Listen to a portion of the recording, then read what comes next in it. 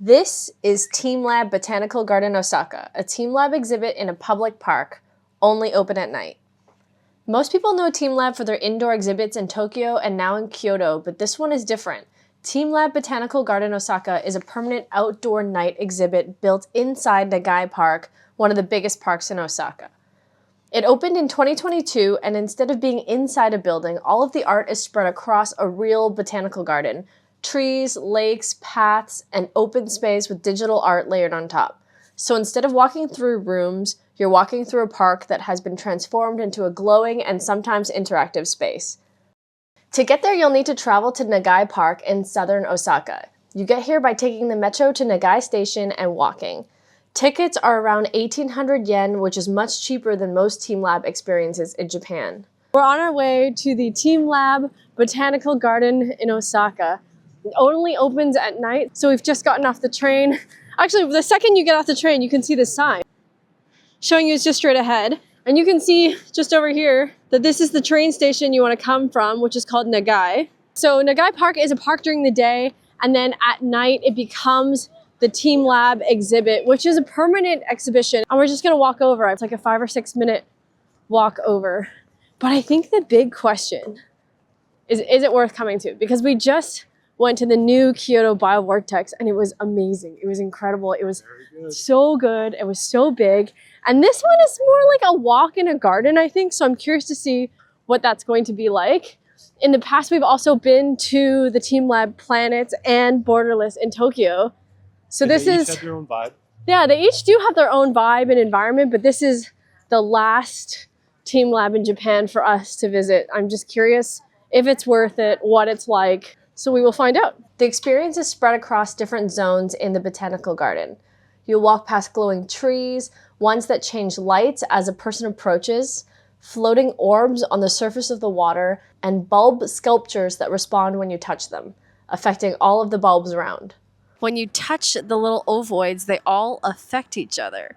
So the color changes when you touch it, and it affects the ones around it. This is great. It's really nice to be in this section by ourselves, actually. Others you couldn't interact with at all, like the creatures moving through the forest. The descriptions said that they were generated by a computer and the exact order and creatures were creating new sequences at all times. And there's another one that reminded me of a car dealership inflatable man.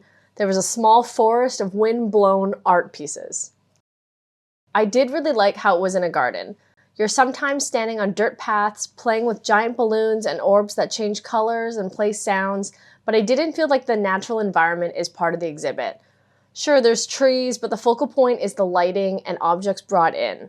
It felt like wandering through a dreamlight version of a park, but don't think you'll be learning anything about the actual plants in the Botanic Garden. So every balloon's color makes a different sound, and then they all play together to make a bit of a symphony, which is really cool in this one.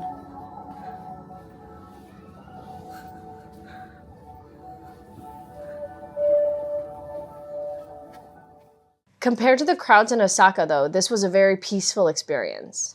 If you've been to teamLab Planets, Borderless, or Kyoto's Biovortex, this is very different.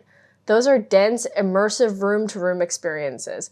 This park is much slower, more spacious, and quieter, both in terms of people and sensory overload.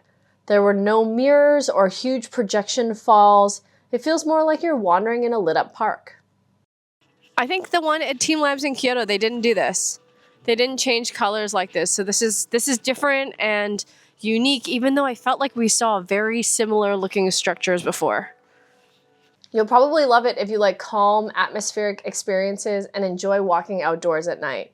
It's a perfect quiet spot away from the crowds in Osaka.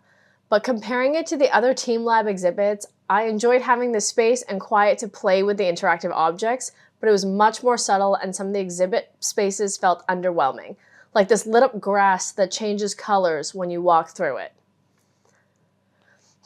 The biggest advantage at this teamLab exhibit is that it was quiet. People spread out across the park and you feel like you've got a lot of space to yourself. There was no wait when we arrived and there was barely any groups around us. So, is it worth visiting? If you don't have much time in Osaka and want to explore the food scene, this is not the one for you.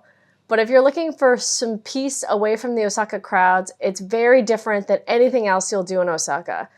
It might not be the most spectacular team lab in Japan, but it's definitely the most relaxing. Thank you for visiting teamLab Botanical Garden Osaka today. We hope you enjoyed the work created by nature of Nagai Botanical Garden.